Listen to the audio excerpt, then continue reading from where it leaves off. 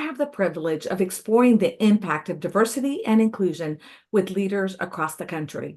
I'm your host, Teresa Placio Smith, serving as Chief Diversity, Equity, and Inclusion Officer for Home Services of America and Berkshire Hathaway Home Services. And today I am so thrilled to introduce our guest, Luellen Smith, who's the 2024 Chair for the National Association of Home Builders Professional Women in Building Council. And the NAHB Professional Women in Building, also known as the PWB, stands as the voice of women in the building industry, committed to fostering industry professionalism and empowering members at local, state, and national levels. And I am so deeply inspired by PWB's dedication to fostering inclusivity and advancing women within the construction and building sectors, which is still an area where men dominate. So I cannot wait to learn more about the work that PWB is doing. So please join me in extending a warm welcome to Luellen Smith as we delve into this important discussion. So Luellen, welcome. I'm so excited you're on the show. Thank you so much. I am excited and honored to be here. And so thank you for inviting me. And I do think this is such an important topic. And one of the things that we always want to know is, how did you become involved, first of all, with the National Home Builders Association, which is one of the largest organizations in the country and holds one of the biggest events I have ever been to every year, right? When they do their what's it called? Their conference. It's specifically titled, and I've actually been involved at your PWB council. But what got you involved and inspired you to become part of this great organization? Great. Well, first of all, the conference you're talking about is the International Builders Show. And we hold that at the beginning of the year, every year. This last year, it was in Las Vegas, and we had one of our largest record-breaking attendance. So it was phenomenal. So do put it on your calendar for next year in February to attend. I became involved because I saw an opportunity to make a difference in residential construction. As a woman who works in the home building industry, I see the importance for advocating for women's advancement in construction. And so I got involved at my local Home Builders Association first, and then the state. And I ended up being the second vice president of the Building Industry Association of Washington last year. And then I've also, at the same time, have been involved as a director and then a delegate at the National Association of Home Builders. And along the way, we have councils at many of our local home builder associations and of professional women in building. So I immediately gravitated to that with my passions and became involved in leadership there and ended up chairing at the local level. And of course, was very attracted to professional women in building at the national level as well. It provides a platform and resources that are necessary to create positive changes. And I was eager to contribute my time towards shaping a more inclusive environment within the residential construction industry. And I love what your background is. So for those who are not familiar with what you do, because there are different facets, which I did not realize in the construction and building sectors, of which you belong to one of them that's very unique because of what you do. So I found it so interesting and fascinating, because I have to give a shout out to my son-in-law, who is a sommelier, and what you do is so cool. Tell us a little bit more about that. I have been building custom wine cellars and saunas with my husband for over 3 decades. So now you're getting to know how old I am, but it's been a really unique industry to be involved in. And I'm very excited to say that my son is now involved and is a part owner as well. And it's been a really unique industry to be involved with. And so you would call me a subcontractor in the building industry.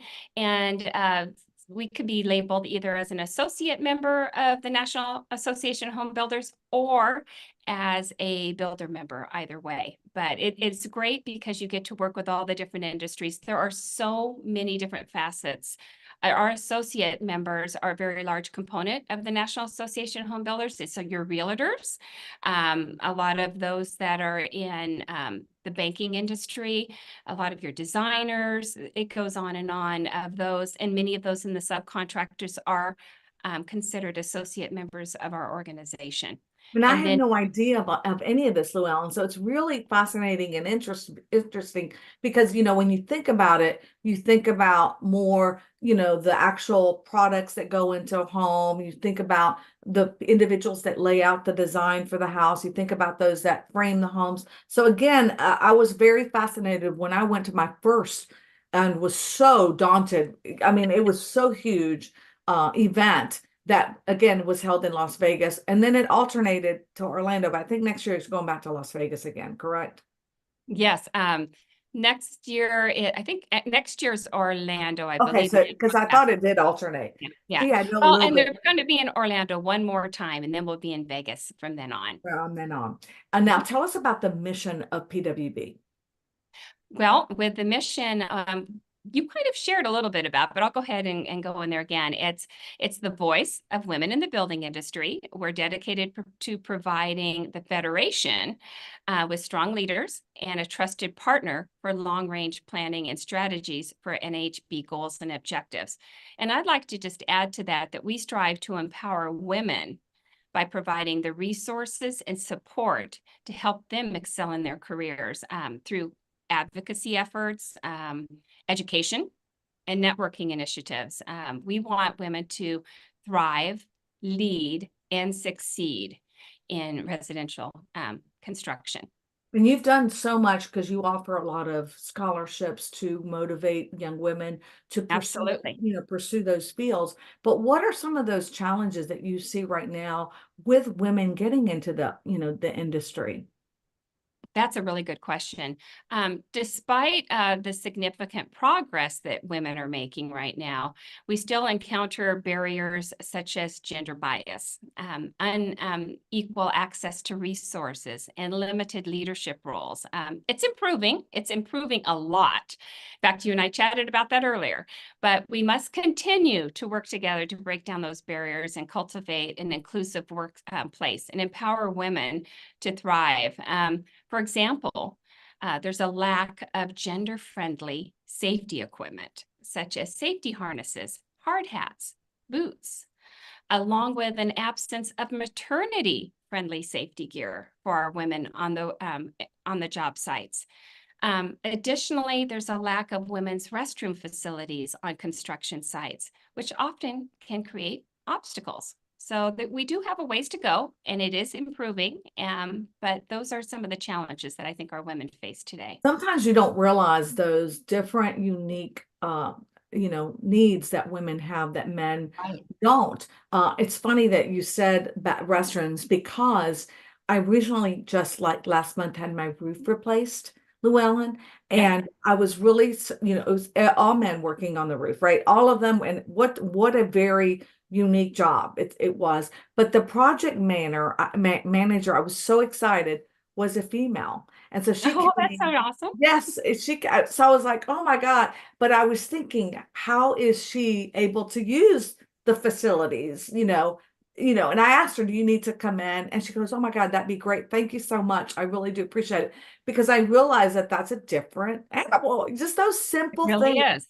right? That we are, that we don't think about that really does affect and may cause women to hesitate to go in those fields. So anyway, I just thought that was interesting. So share with me some of those success stories or initiatives that have helped promote diversity and inclusion, especially right now in the home building sector during your tenure. Oh, great. Yeah, absolutely. One, what I would say is mentorship, apprenticeships, vocational training. Um, these programs are increasing all over the place right now in the workplace, and they're aimed at supporting women in various stages of their careers. These programs provide guidance, support, networking opportunities, and they're empowering women to navigate challenges and help them hone their skills so they can achieve their professional goals, of course. We have women entrepreneurs out there right now, and they're they're coming in right and left. I'm actually very pleased about this, to see that they're making a mark in residential construction right now as builders, developers, and suppliers. And they are helping to drive our economic growth, which I'm so proud of. We have several builders as professional women in building trustees for us. And it's great to hear their insights when we have our meetings. They really bring a lot to the table. Additionally, Professional Women in Building has spearheaded initiatives to increase visibility and recognition for women through advocacy efforts, the awards that we've talked about, leadership and development programs, and of course, mentorship. We offer knowledge and expertise through our monthly shop talks that we put on and our local council meetups. We have a Professional Women in Building Week in September. We do educational sessions, especially at the International Builders Show that we just mentioned. We have our own Professional Women in Building headquarters there, where we have training going on consistently there. Wonderful programs, and also just a great place to network with other women in the industry. And then we also provide valuable opportunities for our members to explore industry issues, track trends, collaborate. We currently have 88 PWB councils across the nation. Wow. And we're growing. So I'm really excited about that. Our members are so supportive of each other, and we have incredible networking relationships that we build. And I will tell you, the internet has really helped because of having so many opportunities to have our virtual meetings and our virtual shop talks, where we can bring our women from all our different councils, can connect and share ideas and brainstorm on how we can help support each other. I've got to share about the house that she built, Brand. Have you heard about Yes, that she I built? have. So tell me about it. I'm Yeah. excited about this. I just think that that's an important one that has really made such an incredible impact. It's spearheaded by members in the Utah Professional Women in Building Council. And the initiative resulted in the construction of a remarkable 3,200 square foot home in Saratoga Springs, Utah. It utilized skilled tradeswomen and was women-owned companies of every stage of the project. So it was so impressive and really made an impact in our industry. Brayati Bond was the engineer on the project. And we also had Christy Allen, who was the lead general contractor. And I don't know if you know Stephanie Daly, but she's a finished carpenter on the project, and the list goes on and on. So it was a great way to showcase women's prowess in the industry, and also served as inspiration for a wonderful book called The House That She Built, which was authored by Molly Elkman. And she got the idea to design this for young readers, kindergarten through second grade. And the book introduces them to the housing industry and the myriad career opportunities in construction. And so it sparked, by having these women, this women-led house initiative, it actually sparked outreach across the country, where there's women in Professional Women in Building councils and other women's groups that are working on similar projects to raise awareness of women's potential in construction, which is exciting. And so they really have been inspirational figures in embodying the spirit of empowerment and excellence.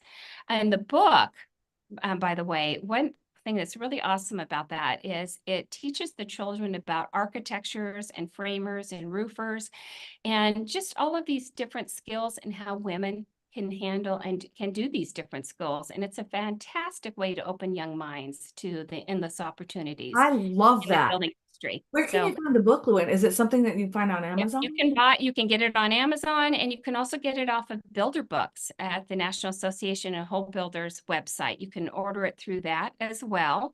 And many of our professional women in building councils will have days where they'll go and read to children's groups, and they'll take the book Ah, and read stories, and it that's really does ex make an impact. It's That is great. exactly what we need to be doing. And I love that idea, number one, because right now the shortage in the industry and the housing industry is, about homes, right? So to Right. get more young minds involved Yep. in the real estate piece, learning the construction of a home, how it's built, how a home, should provide shelter, but then all the different pieces that are part of that home that you personally could get involved in. I think that's amazing. And I know that I've been involved with the PWB Council and also y'all used to have a huge luncheon. I know y'all don't do that anymore, but the Mhm. year that that book was first initiated and that project was first completed, I was there and I remember how exciting it was to celebrate the chapters. For those who don't know this, most organizations will have chapters that come up with really cool initiatives that impact the entire country because they've put together something that others can then develop and also take on across the different platforms that they're part of in the different states. So I love that, specifically because to me, you just mentioned something. Going to schools and reading, that's something our real estate agents, our women could actually do. So I'm definitely interested in learning more about that. We'll talk off how I could get that book so I can get women in my diversity meets council that we have every month to go in and talk to children about building a home. So I love that. Okay. I really Thank do, Luelle. That's awesome. Thank you for sharing that story. So, how can the building industry better attract and retain diverse talent, especially women and minorities? Because being a minority, I'm a double, intersectionality, woman, minority, but you don't see that many minorities and women, right, Mhm. combined in that business. So, what can we do better?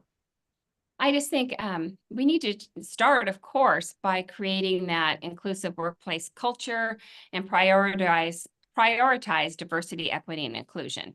Absolutely. It involves implementing policies and practices that support equity opportunities for all, regardless of your gender, your race, and your background. That is so important. Additionally, offering mentorship and professional development programs tailored to the needs of women and minorities. This will help foster a more supportive environment, of course, and also providing flexible work arrangements, promoting work-life balance and offering competitive compensation and benefit packages. These are essential to better attract and retain, I love that. I love talent. it. Yeah, Women for maternity leave and things exactly. like that. It's just really important to make this appealing for them to want to continue. One thing that I will tell you that I'm going to pull a shout out to hopefully Home Depot and Lowe's because they're huge in my market. Both of them, this is the headquarters of Home Depot, but Lowe's has main, and I know they're sponsors too of Yeah. NAHB. So one of the things that I called recently, my husband passed away this past year, and I want to learn more how to use the tools that he has in the basement. And they're pretty daunting, scary tools. And I called to say, hey, do you have a course where I can go in and learn how to use these in a Mhm. safe manner? Because I want to be able to do it, and learn and how to operate it, how to start it. I don't even know how to start the equipment. And they didn't. So here's my call out and shout out to these organizations. Help us learn because that's a big part of because I want to learn how to use the tools, but I want to use it safely, right? I want to be able to learn how to use these tools because he's got a lot of great stuff downstairs. Because I want to do some of my own projects here at home. So again, there's where we start, right? Those little things that really make a difference. So, what are some of the common misconceptions about women being in construction and in those fields that you've encountered, and how do we address them? I would say that one misconception about women is that they are not capable and skilled, and as skilled as their male counterparts. Um, And of course, that's not true. Women have unique perspectives, skills, and talents in the industry. And their contributions are invaluable. We have women who are carpenters, and one of my good friends builds decks for a living, and she has her own business. I mean, we definitely can do the same. The other thing is that it's not a suitable career path for women due to the physical nature of the work. And in reality, the advancement of different technology and equipment too have made the task less physically demanding in many cases. So it's opening up women to excel in, like I said, building decks, carpentry, plumbing, electrical work, project management, design, engineering, and of course, leading the companies as the women builders and remodelers at the lead. So that's something we just need to keep getting it out there, and getting that information out. It's essential that we showcase these women, these incredible women in our industry, and their achievements and their successes. We can do this through social media, of course, magazine articles, great shows and platforms like this, Diversity Matters, of course, and to inspire women to pursue their careers in construction. I just think it's amazing how many more women we're seeing coming into the workforce, but it's because they're realizing it's a place that they can make their careers and make a really incredible wage, and really provide for their families. Well, one thing too, Luellen, I'll never forget this because, one year I was working with a new construction site, and one of the things that, by the way, women are the number one right now in many markets of first-time home buyers. A lot of women Right. are buying homes more than any other group. And so, I remember the design, asking for our recommendations. And I said, well, you need to have a place where women, like in the garage where you can bring in the stroller, like have a place for large items like strollers and things that women are, that have children are using, and the design of it. And he was like, oh my God, I never thought about this. And these are great ideas. So those are things that I know too, that women can bring those, they look at different things from a different point of view, just as men do, right?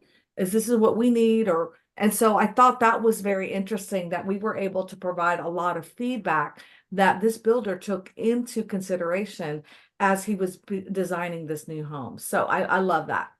Yeah, a lot of our, I would say on a lot of the homes, you'll see that the design team is led by women, and is often all women, because they really identify with what is needed for that home and what that family is going to need to make them feel comfortable. And then the builder takes the lead from them. It's just great. I mean, just a lot of great feedback, information that they can help in the design. So I can see that being a huge role that's definitely led by women. So how do you see, because you already talked on this, Luellen, about mentorship and how important it is for us to be able to, work and follow those that are involved in the industry, especially women, and advancing that in the construction side. Right. Well, mentorship, of course, provides valuable support and encouragement to women as they navigate their careers. It helps them develop their skills, their confidence, which is so important when you're dealing with a room full of men, and professional networks too. There are professional networks that are needed to succeed. By connecting women with mentors who have experience and insights to share, mentorship programs help bridge that gender gap and facilitate career advancement opportunities. And I loved what you had even said a little earlier, where you were talking about the men sponsors in your life. And that's important too. Those men who are willing to step up and sponsor women and say, she would be phenomenal for this role, and in helping to support them. I think things like that are so important. And then the networking, that is so key to empowering women in construction, providing them with relationship building and collaboration and knowledge sharing. That knowledge sharing piece on how to gain respect on a job site. That conversation I've heard that so many times, and I've learned little nuggets of information that have been so valuable, with just when you're dealing with a crew of all men and you're the one taking the lead on the job, or even just being on that team. You want to have the respect of the ones that you work with. Also, networking events, professional associations, those are really important with networking. The National Association of Home Builders and Professional Women in Building, plus your industry conferences like the International Building Show, those are fantastic platforms for women to connect with peers and mentors and industry leaders and expand their professional circles, of course. You can really continuously build those relationships. I think that's so important. I couldn't agree with you more. And I think that, when I attended many of your events, especially the PWB classes, one of the things that you've also done very well, which I think I have a difficult time in, is how to negotiate those contracts, because negotiation is a huge part of landing a contract, and also pairing yourself up with, if you're a smaller organization, a small company, how do I pair myself with one that is larger, where then I can be the lead of that project, because I may not be able to win it, but I do want to be involved in it. So these are all things that I've learned, that I saw were courses that y'all offered at PWB, which are really great courses for all of us as women to be able to master. So I love, love, love all of the things that you do. One of my really good friends, Anna Kablik, who is a huge builder here in the Atlanta area, always talked about those types of connections, mentorships, sponsorships, but also the chambers of commerce, where you can develop that business and those opportunities as well. So I really love that PWB provides all that education and training and networking, so that others can say, hey, I want to mastermind with you. I have this situation. Who has done this? Where can I get advice so I can actually know what to do? So again, kudos for the work that you have done. So what advice would you give to a young woman or minority who really wants to go into more of a leadership role in the industry? I would just say it's really important to stay committed to your goals and never underestimate the potential that you have, and the potential that you have to make an impact in the industry. I also recommend that you seek mentors and allies who can help provide guidance, support, and opportunities for growth. Additionally, I just would recommend that you always take time for opportunities to learn through education, industry certifications. Those are important. Hands-on training and experience. Getting that experience is so important. Building a strong foundation of knowledge and skills will not only build your confidence, but will also position you for success in leadership roles too.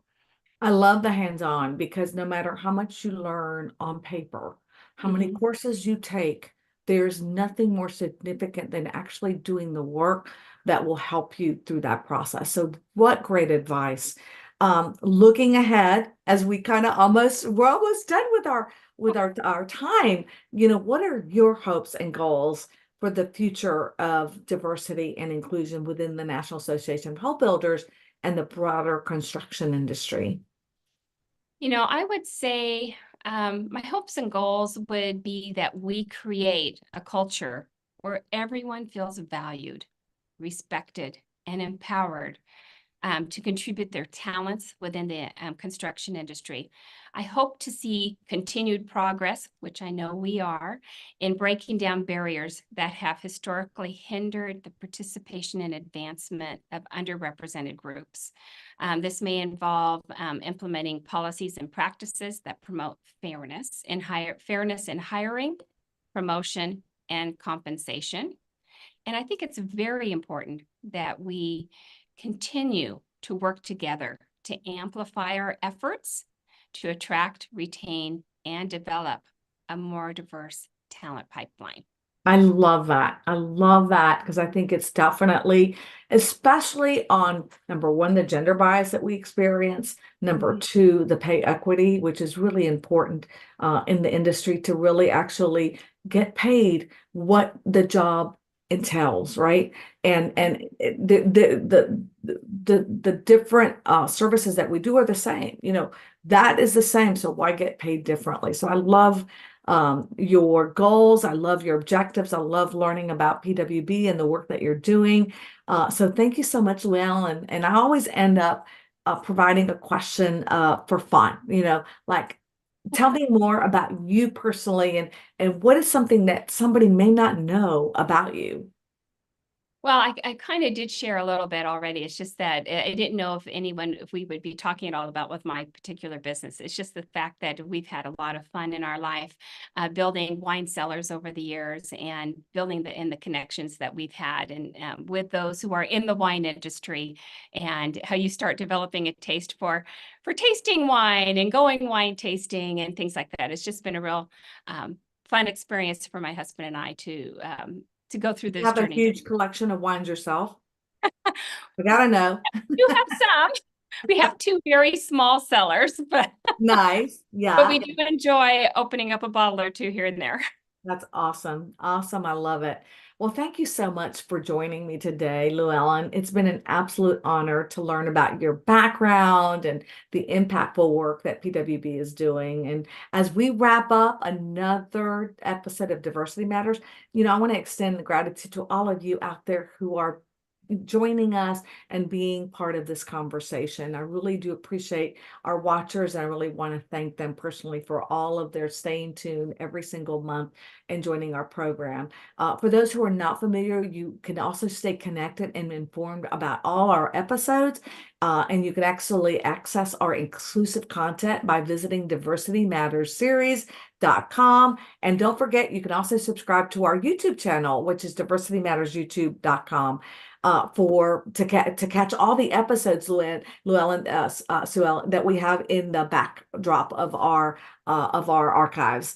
And so join us back here. I cannot wait on May 8th for Women Who Lead. And it's going to be a very special episode because it's actually celebrating mothers Oh, and featuring, yes, I can't wait, featuring trailblazing successors who are following their mother's footsteps in the real estate industry. And I'm especially excited to announce that my very own daughter, Jessica, is going to be one of our esteemed guests. And I'm really nervous about it. I was talking to her yesterday. I said, I'm really nervous about having you on the show, but she actually is in real estate herself in title. So I can't wait to hear from her. She's an amazing leader and so proud of her. And also on May 22nd, come back here because we're going to have another compelling episode of Diversity Matters. Anyway, thanks again, Llewellyn. I really do appreciate you thank coming on and you. talking about the work that y'all are doing. I've really enjoyed being on the show, Teresa, and to getting to know you better. It's been wonderful. And I will be tapping in. These both of these sessions sound great. And I'm going to go back into your library too to see what else is out there. Oh, I'd love for you to do that. But more importantly, I want to get a copy of that book because I really want to talk about it in our Diversity Meets We'll sessions make that we sure you have. get one. Awesome.